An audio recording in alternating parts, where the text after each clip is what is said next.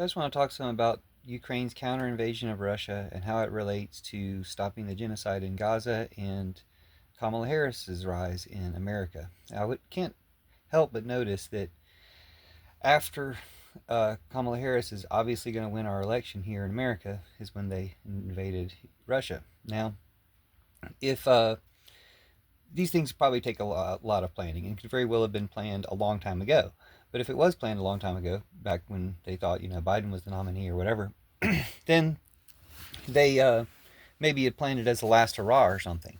But my point is that they surely have more enthusiasm now, knowing that we're not going to have Trump for president next year, knowing, seeing the enthusiasm around Kamala Harris, that she's going to win and she's going to win big, and that they're going to have the support they need to end the war if they haven't ended it before then, because they could very well end it real soon. I can imagine Putin being overthrown any day now, any minute now, which is why I'm kind of in a hurry to make these videos. But it does seem like that's how high the stakes are, and that they know that Trump's not going to win, that Putin's not going to have that support that he was going to have if Trump came in.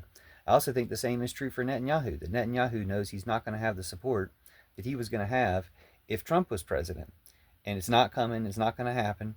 And if anything, Kamala Harris and Tim Walz will be responsive to the huge swell of support, and including the swell of support that wants them to end the genocide.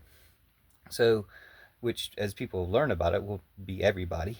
And Netanyahu's doing us favors in that by enthusiastically and supporting rapists and things like this. Trump is doing us favors by flying around on Jeffrey Epstein's plane and saying all the racist stuff he always says and just being as atrociously himself as he always is, or more so. And so people are so ashamed to be associated with Trump, as I'm finally glad to be able to report, but I've been predicting for years that one day people would start being ashamed to be associated with Trump. They're saying even white supremacists are jumping ship on Trump.